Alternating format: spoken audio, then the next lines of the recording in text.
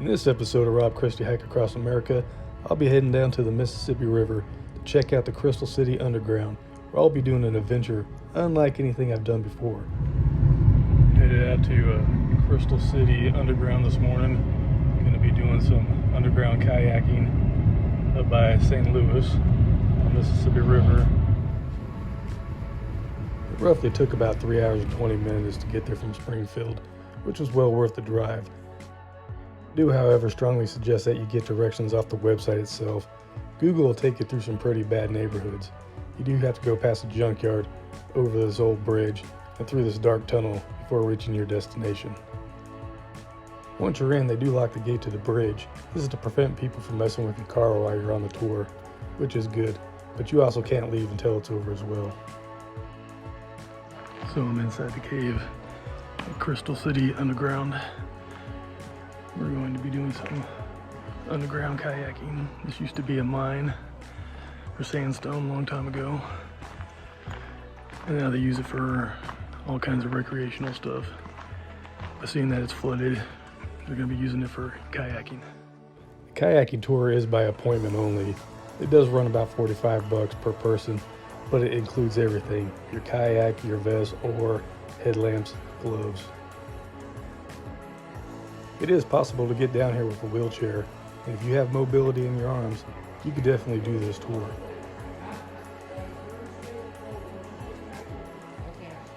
Our tour guide is a man named Don. He's been doing this for a couple of years. He started doing it when the dam at the Mississippi River broke and flooded the caverns, and they could no longer use it for what it was being used for at the time, so he came up with this ingenious idea.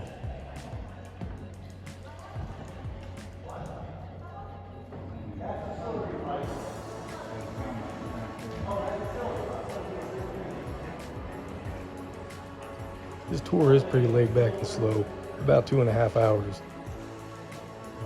Previous kayaking experience is not required, but is always helpful if you already have some, seeing that it is going to take you a few minutes to learn how to use the oar and balance your boat out.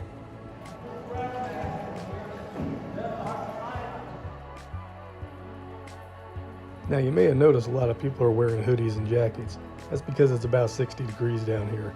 The water is 40. Now, outside it's July, but down here is definitely winter. This is my favorite part of the tour. I really loved how the light came through the hole in the mountain. After everybody got out of my way, I turned off my spotlight and just enjoyed the sun through the darkness. Made for a really cool shot.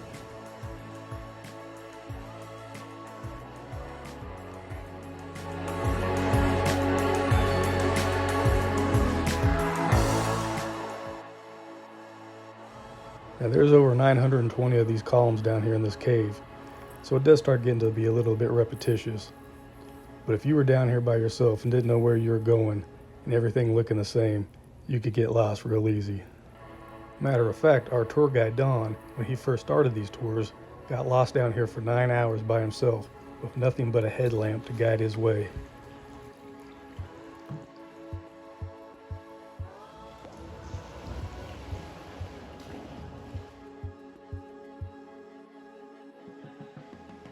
Supposedly this is the section where all the water came in when the dam broke. The roof fell in and flooded out the cave.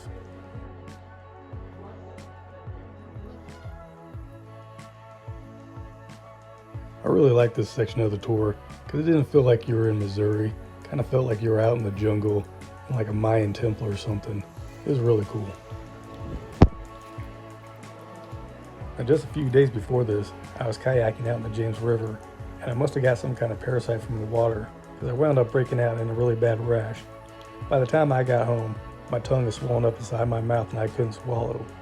Thankfully, the paramedic that was on duty in the neighborhood just happened to be my wife, so she was the one who came and rescued me. Needless to say, I wasn't going to miss this tour for nothing. So 2 days later, I was back out there doing it again.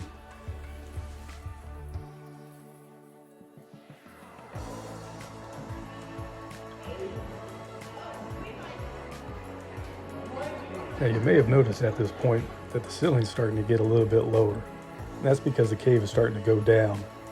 There's actually a section in here called the squeeze box where you have to lay down on your kayak and walk on the ceiling with your hands.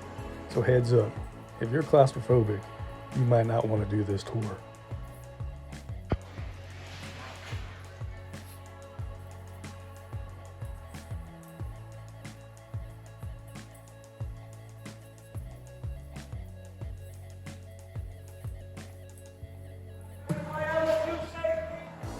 Now, I was lucky enough to be the first person to show up, so Don made me what's called a safety, and that's a person who rides in a boat that has a spotlight, and when you're going through the squeeze box, people hold onto the side of your boat while you guide them through.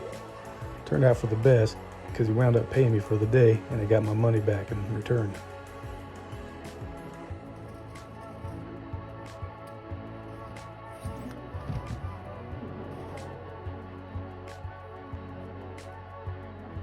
At one point, the ceiling got so low, it started to scrape on my headlamp, and I had to take it off.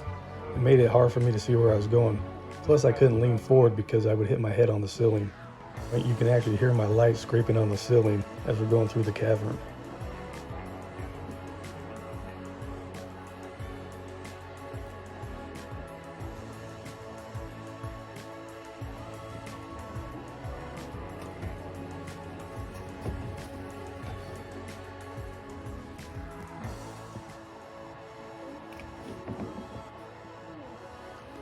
And at this point, I had to lay completely flat inside my kayak to where I wasn't sticking out at all except for my hands. I couldn't see where I was going, and that ceiling is literally just 2 inches from my nose. You can't see because you can't lift your head up.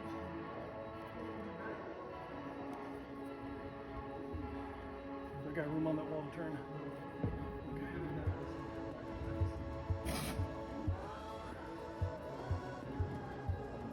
Okay, there we go.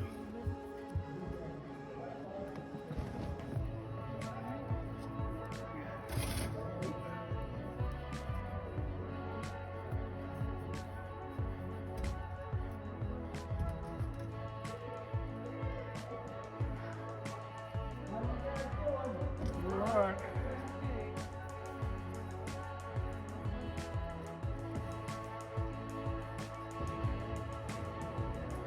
As you see, it does eventually open back up to where you can lean forward and see where you're going.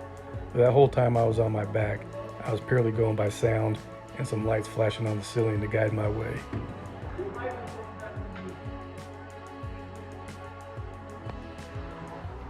We had about 22 people on the tour with us, and surprisingly, not one person freaked out.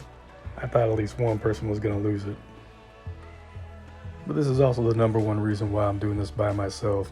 My wife, Christy, is highly claustrophobic and probably wouldn't even have made it the first 20 feet in the cave.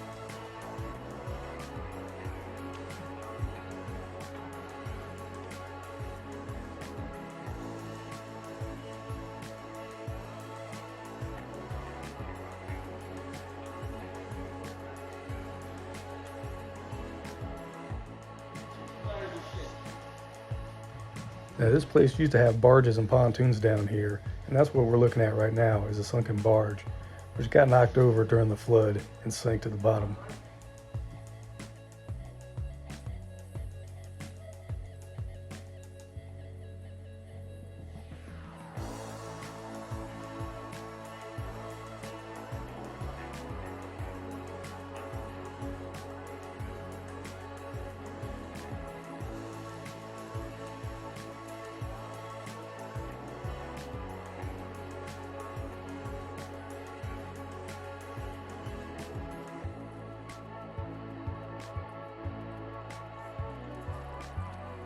Now, I'm not too sure what's on both sides of us. It looked to be some kind of food truck or something, or cube van.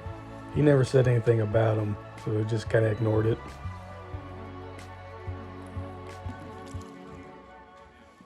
This did conclude our tour at the Crystal City Underground. It was definitely worth the 45 bucks, which I got back for helping out. But for anybody else, definitely worth it.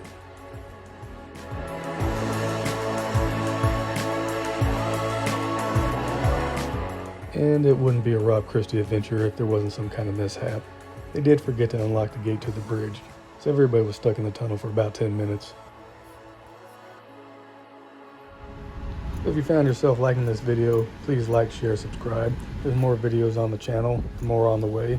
Until next time, keep on hiking.